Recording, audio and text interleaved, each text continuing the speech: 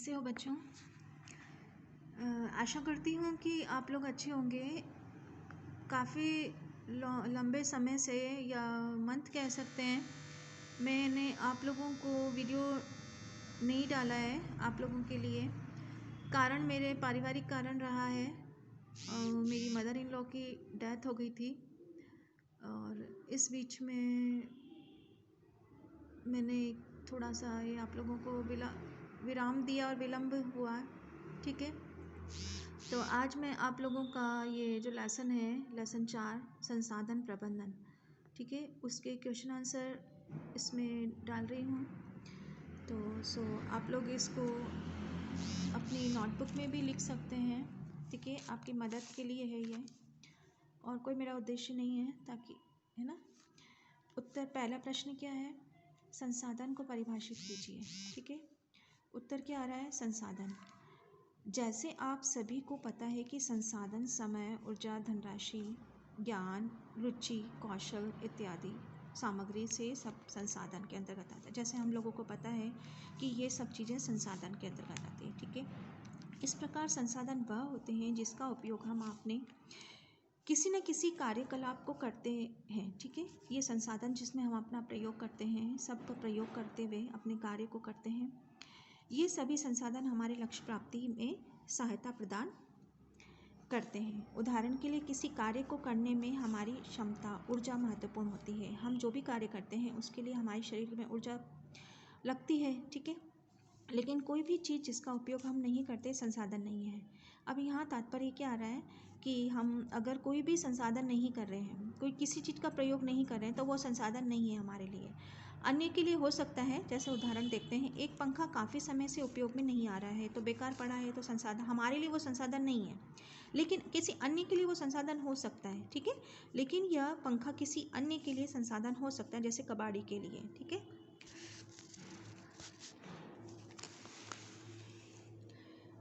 Next प्रश्न है, संसाधन के 3 विभिन्न प्रकारों में वर्गीकृत करें। प्रत्येक संसाधन को परिभाषित बनाएं और प्रत्येक के 2 उदाहरण दें। उदाहरण है उत्तर है, संसाधनों को 3 विभिन्न प्रकारों में वर्गीकृत कर सकते हैं, जो निम्न है।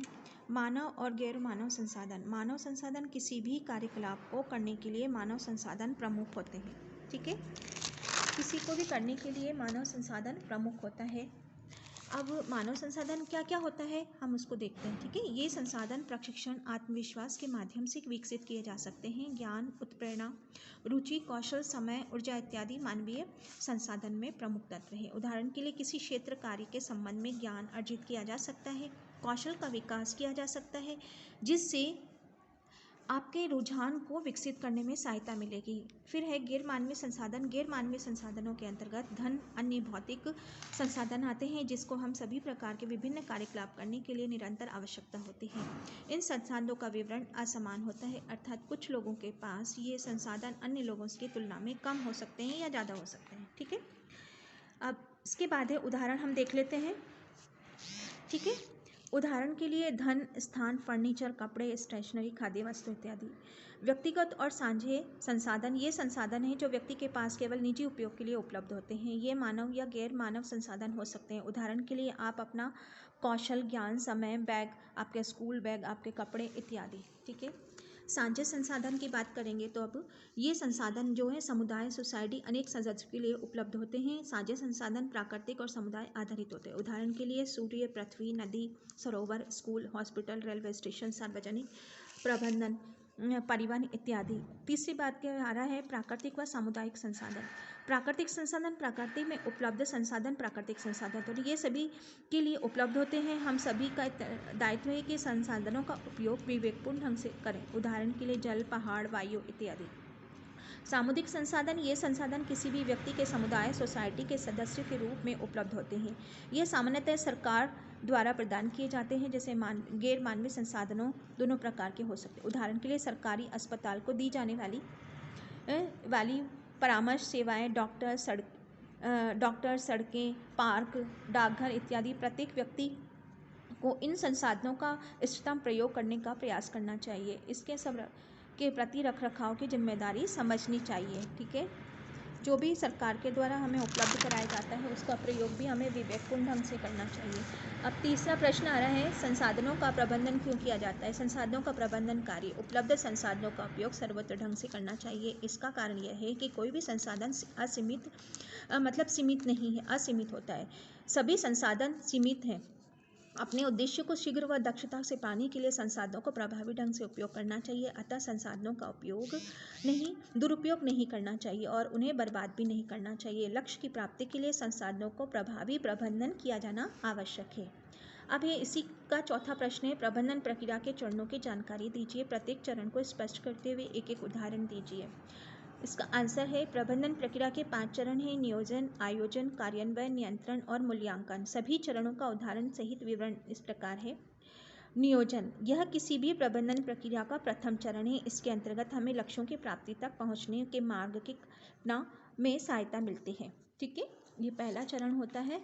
उसके बाद हम आगे इसका उदाहरण देखते हैं, अर्थात उपलब्ध साधनों का उपयोग द्वारा निश्चित लक्ष्यों की प्राप्ति हेतु कार्यवाही करने के लिए योजना बनाना। नियोजन के चरण कौन कौन से? समस्या की पहचान करना, विभिन्न विकल्पों को पहचानना, विकल्पों में से उचित विकल्प का चयन करना, योजनाओं को कार्यान्वित करना, परिणामों को स्वीकार करना। अब इसका उदाहरण हम देखते हैं बच्चों।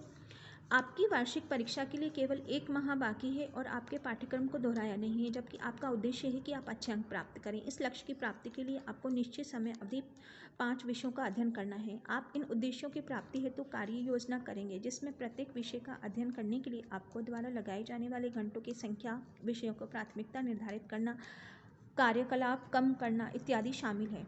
ठीक है। अब दूसरा चरण आ रहा है बच्चों, आयोजना। यह प्रबंधन प्रक्रिया का द्वितीय चरण है। इसके अंतर्गत योजनाओं को प्रभावी व सक्षम ढंग से कार्यान्वित करने हेतु प्रक्रिया सुनिश्चित संसाधनों को एकत्रित व्यवस्थित किया जाता है। उदाहरण के लिए आप उन सभी संसाधनों का संगठन व्यवस्था करेंगे जिनकी आपको अध्ययन करने और अच्छे अंक प्राप्त करने के लिए आवश्यकता होती है। इसमें शामिल कुछ संसाधन है, प्रत्येक नोट्स, अध्ययन हेतु स्थान, प्रकाश, स्टेशनरी, ऊर्जा इत्यादि।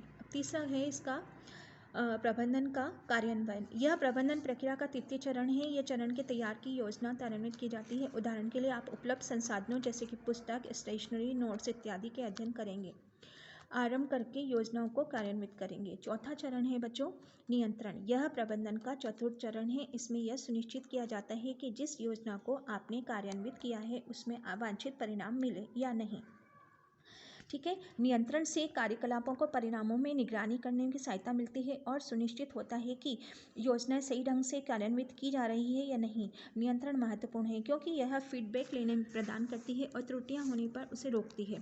फीडबैक से आपको अपनी कार्य योजना में संशोधन करने में सहायता मिलती है, लक्ष्य की प्राप्ति कर सकेंगे। उदाहरण के लिए जब आप अपनी अध्ययन योजना को कार्यान्वित करते हैं तो किसी भी नियत अध्ययन को टीवी देखने के कारण पूरा नहीं कर पाते। इससे आपको फीडबैक मिलता है कि आपको अपनी अरुचि को कम करना चाहिए और अध्ययन के समय टीवी नहीं देखना चाहिए, मित्रों के साथ नहीं खेलना चाहिए और बात नहीं करनी चाहिए, क्योंकि यह आपको सुनिश्चित योजना निर्धारित घंटों के अनुसार अध्ययन परिणामों में प्रभावित कर सकते हैं। अब इसका 5वां चरण है बच्चों, मूल्यांकन। यह प्रबंधन का अंतिम चरण है। इस चरण की योजना को कार्यान्वित करने में पश्चात परिणामों का मूल्यांकन किया जाता है। कार्य के अंतिम परिणामों को वांछित परिणाम की तुलना की जाती है। साथ ही कार्य की सभी सीमाओं और विशेषताओं को नोट किया जाता है ताकि लक्ष्य की प्राप्ति प्रभावी ढंग से प्राप्त हेतु भविष्य में उसका उपयोग किया जा सके। उदाहरण के लिए हम इसका ले लेते हैं बच्चों। उदाहरण, अध्ययन का मूल्यांकन वह है जो आप परीक्षा की जांच की गई है उत्तर पुस्तिकाओं को मिलने के पश्चात करते हैं। आप अपनी अंकित उत्तर पुस्तिकाओं मूल्यांकन परीक्षा हेतु की गई है, अपनी तैयारी और आपके द्वारा अपेक्षित परिणामों के अनुसार प्राप्त किया जाता है। यदि किसी विषय में आपके